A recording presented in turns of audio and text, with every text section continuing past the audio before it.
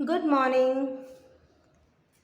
जब हम इंग्लिश बोलना चाहते हैं तो हमने हमारे प्रीवियस लेक्चर में देखा था कि हम लोगों को एक सेंटेंस मिनिमम 2 वर्ड्स में तैयार कर सकते हैं।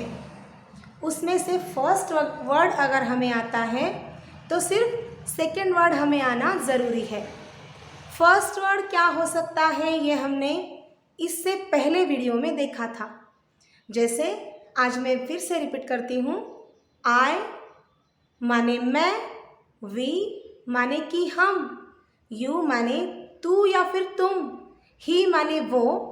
जो मेल होते हैं उनके लिए ही वर्ड यूज़ किया जाता है। शी माने वो। जो फीमेल होते हैं उनके लिए शी यूज़ किया जाता है। इट माने भी वो, लेकिन इट एनिमल्स के लिए, बेबीज़ के लिए या निर्जीव वस्तुएं जिन्हें हम नॉन लिविंग थिंग्स कहते हैं उनके लिए यूज़ किया जाता है। और दे माने वो जो अनेक वचनी नामों के लिए यूज़ किया जाता है। इसके अलावा हम लोग कोई भी नाम, एनी नाउन, इस धरती पर जितने भी नाम हैं उतने नामों में से किसी को भी हम फर्स्ट वर्ड ऐसे यूज़ कर सकते हैं। जैसे हमारा नाम है, हमारे स्कूल का नाम है, हमारे घर का नाम है, हमारे मम्मी का नाम है या हमारे पिताजी का नाम है, हमारे सिटी का नाम है, किसी को भी।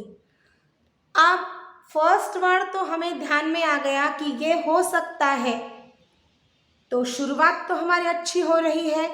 लेकिन अब हम लोगों को सेंटेंसेस तैयार करना है, वाक्य तैयार करना है, तो सेकेंड वर्ड भी लगेगा। मिनिमम 2 शब्दों से वाक्य तैयार हो सकता है। तो सेकेंड वर्ड जो है वो वर्ब हो सकता है। वर्ब क्या होता है?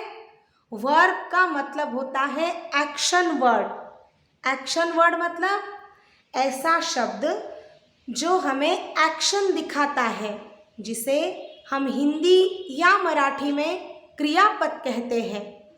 तो ये जो क्रियापद है वह कैसा शब्द होता है? जो हमें क्रिया दिखाता है। फिर कौन कौन सी क्रियाएं हो सकती हैं? कौन कौन से शब्द हो सकते हैं? जैसे खाना, खाने की क्रिया है, पीने की क्रिया है, नाचना क्रिया है, गाना क्रिया है, बोलना क्रिया है, उठना, बैठना, चलना, फिरना, हंसना, रोना, सांस लेना, सोना, खेलना, यह सभी क्रियाएं ही तो है। तो फिर इनके लिए जो वर्ड इंग्लिश में यूज़ किया जाता है उस वर्ड को इंग्लिश में क्या कहते हैं ये हमें मालूम होना बहुत ज़रूरी है। इसके लिए नेक्स्ट वीडियो में हम लोग क्रियापदों की एक लिस्ट देंगे, जिनमें हम लोगों को बहुत सारे क्रियापद एक साथ में एक लिस्ट में मिलेंगे। तो हमें हमारे सेंटेंसेस तैयार करने में बहुत ही आसानी होगी। अब हम सेंटेंसेस कैसे तैयार कर सकते हैं? इधर एक ही तो वर्ड है और सब्जेक्ट में तो बहुत सारे सब्जेक्ट्स दिए हैं, तो फिर हम सेंटेंसेस तैयार कैसे करेंगे? आपने तो कल बोला था कि बस 2 लेक्चर्स हो गए तो सेंटेंस तैयार करने आ जाएगा। तो देखिए, सबसे पहले ये जो आई है, इस आई के साथ में हम ईट लेंगे। आई ईट। देखिए, आई ईट, मैं खाती हूँ या मैं खाता हूँ। ये सेंटेंस तैयार हो गया। कितना मैजिक है! हमने सिर्फ एक लेक्चर पूरा किया है और दूसरे लेक्चर की अभी अभी तो शुरुआत ही हुई है, तो एक सेंटेंस तो हम लोगों को आ गया। आई ईट, मैं खाती हूँ या मैं खाता हूँ। सेकेंड सेंटेंस, वी, सब्जेक्ट हम लेंगे वी, तो वी ईट। देखिए, वी ईट, हम खाते हैं, हम खाते हैं। सेकेंड सेंटेंस तैयार हो गया। फिर यू ईट, तुम खाते हो या फिर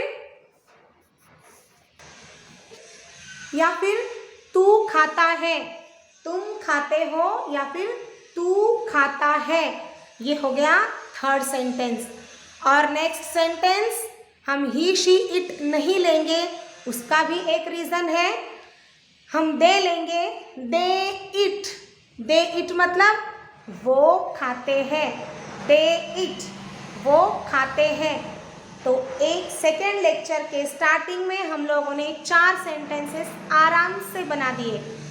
अब क्वेश्चन ये आता है कि ही शी इट के साथ में हमने सेंटेंसेस क्यों नहीं बनाए। उसके रूल्स अलग है। अगर किसी को ऐसे लगता है कि इसके रूल्स क्या है या इसके बारे में कुछ भी चर्चा है तो आप मुझे कमेंट में लिखकर भेजिए। हम हमारे नेक्स्ट लेक्चर में ये ही शी इट के साथ में वर्ब के क्या चेंजेस होते हैं, क्रियापद का कौन सा रूप हम लेते हैं, वो हम लोग नेक्स्ट इसमें देखेंगे। तब तक बने रहिए हमारे चैनल के साथ। शेयर और सब्सक्राइब ज़रूर कीजिए। Thank you.